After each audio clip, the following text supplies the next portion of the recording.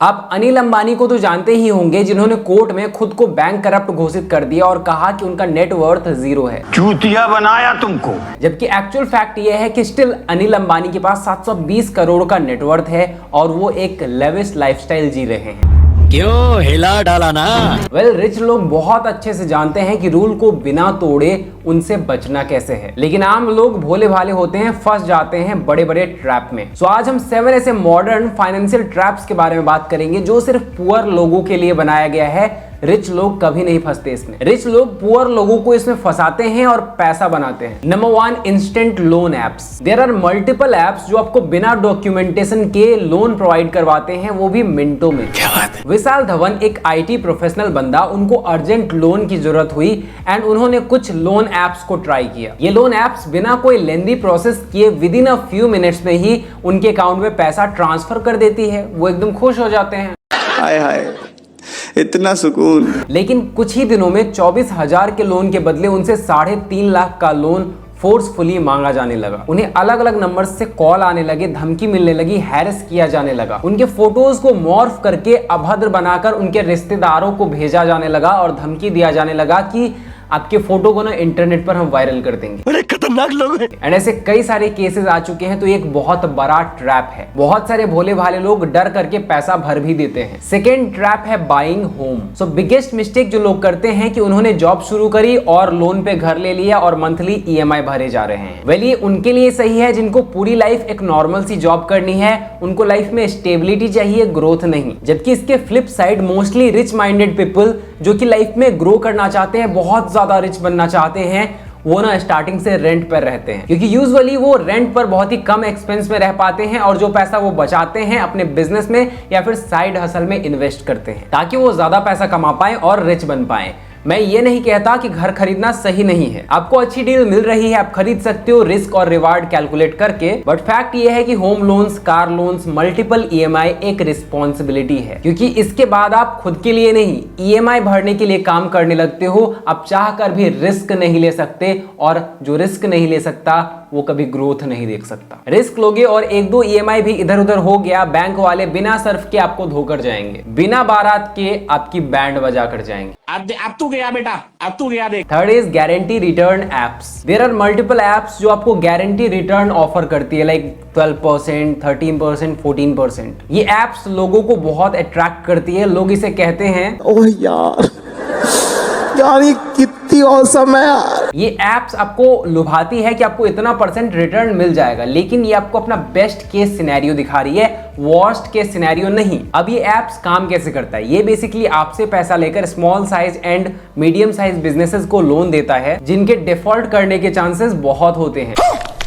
FD में return कम है, आपको पता है, रिस्क कम है। शेयर मार्केट में सिमिलरली रिस्क ज्यादा है तो रिवार्ड भी ज्यादा है। लेकिन इन एप्स में रिवार्ड कितना है ये आपको पता है, लेकिन रिस्क कितना है ये आपको पता ही नहीं है। तो अपना सारा हार्ड अर्न मनी कभी इन एप्स में मत लगाओ कि 12% के साथ ग्रो हो जाएगा, 13% के साथ ग्रो हो जाएगा। Point number 4, dumb actions. Currently India में एक एवरेज पर्सन शादी में 20 लाख से 5 करोड़ तक का खर्चा करता है। इंडिया में एक इंसान पूरे जीवन में जितना कमाता है उसका 1/5 पार्ट एक दिन के वेडिंग पर खर्च कर देता है। मतलब मेरी शादी में भी इतना खर्चा होगा? ये नहीं हो सकता। उसके अलावा सबसे बड़ा राक्षस जो आपके पैसों को चबा चबा कर खा जाता है वो है मेडिकल एक्सपेंस। एक दिन मेरे एक दोस्त की तबीयत खराब हुई, 6 दिन हॉस्पिटल में रहा, 40 से 50 हजार का बिल फटा। मे बी ये उसके पापा की 2 से 3 सालों की सेविंग्स रही होगी, क्योंकि वो बंदा काफी गरीब फैमिली से बिलोंग करता है। मेडिकल इन्फ्लेशन हर साल 14% के साथ बढ़ रही है और लोगों के पास हेल्थ इंश्योरेंस नहीं है। कई लोग करोड़ों की लोन ले लेते हैं अब्रॉड में स्टडी करने के लिए, किसी ऐसे कॉलेज को छोड़कर जहां उन्हें फुल स्कॉलरशिप मिल रहा है। तो ये सब ना बहुत ही डम्ब तरीके हैं अपने पैसों को डुबाने का। इस सज्जन को क्या तकलीफ है भाई? But rich people always use their mind. वो अपने वेल्थ को बहुत प्रोटेक्ट करते हैं और ऐसे ऐसे डम्ब एक्शंस वो कभी नहीं लेते। Point number 5, taking personal loans. Now Anil Ambani की केस पर आते हैं कि कैसे अनिल अंबानी ने खुद को बैंक करप्ट दिखाया जबकि वो इतना रिच है अभी भी। सो इंडिया में एक कॉन्सेप्ट है लिमिटेड लायबिलिटी कंपनी, जिसके अकॉर्डिंग कंपनी की एसेट और आपकी पर्सनल एसेट को अलग अलग मानी जाएगी। लेट से मेरी कंपनी है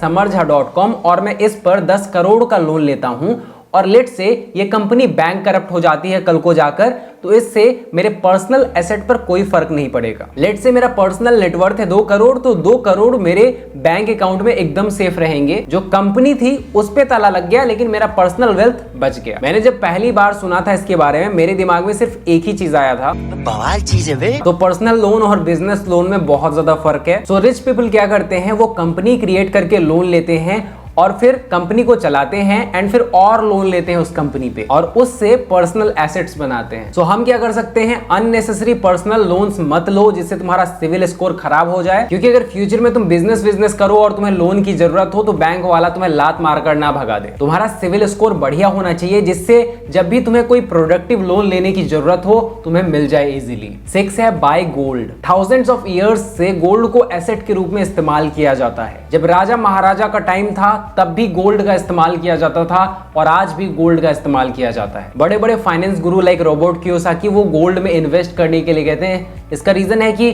अगर आपके पास कैश है वो एक पेपर है, शेयर्स हैं किसी कंपनी के या फिर REIT के वो भी पेपर है। In case of world war 3 या कोई भी ऐसा क्राइसिस आ जाता है उसमें कोई और चीज काम आए ना आए लेकिन गोल्ड जरूर काम आएगा। ये बुरे से बुरे वक्त में काम आ सकता है बिकॉज ये हर जगह एक्सेप्टेबल है एंड हाई लिक्विडिटी एसेट है। रिच लोग ऑलवेज गोल्ड में इन्वेस्ट करते हैं बिकॉज दे नो कि ये बहुत ही ज्यादा स्ट्रॉन्ग एसेट है, जबकि पुअर लोग ज्यादातर इसको गिरवी रखने का सामान समझते। 7 make money rather than save money. लोग अपने पैसे बचाने के लिए हर संभव प्रयास करते हैं। क्रेडिट कार्ड्स लेते हैं जिससे उनको कुछ डिस्काउंट मिले, कैशबैक्स के लिए अलग अलग चीजें करते हैं, मल्टीपल चीजें करते रहते हैं जिससे उनका पैसा बचे। But the fact is saving money will not make you rich, क्योंकि इन्फ्लेशन इतना फास्ट भाग रहा है भैया। जैसे फूड इन्फ्लेशन रूरल एरियाज में 7% है लेकिन अर्बन एरियाज में 10% है। मींस अगर आप किसी स्मार्ट सिटी में रह रहे हो आपका एवरेज फूड कॉस्ट हर साल 10% के हिसाब से इंक्रीज हो रहा है। अब जो बहुत सारे फूडी पीपल होंगे ना वो सोच रहे होंगे ये भगवान क्या जुल्म है। तो यही हाल है, विच मीन्स पैसे बचाने से ज्यादा हमें पैसे कमाने पर ध्यान देना चाहिए। तो यहाँ पर आपको ये देखना चाहिए कि आप अपने पोर्टफोलियो को कैसे ग्रो कर सकते हो जिससे आपको ज्यादा से ज्यादा पैसा बना कर दे, ना कि 100-200 बचाने के लिए घंटों दिमाग लगाओ। रिच पीपल ये बात जानते हैं कि पैसे बचाने से ज्यादा पैसा कमाना इंपॉर्टेंट है एंड इसलिए ही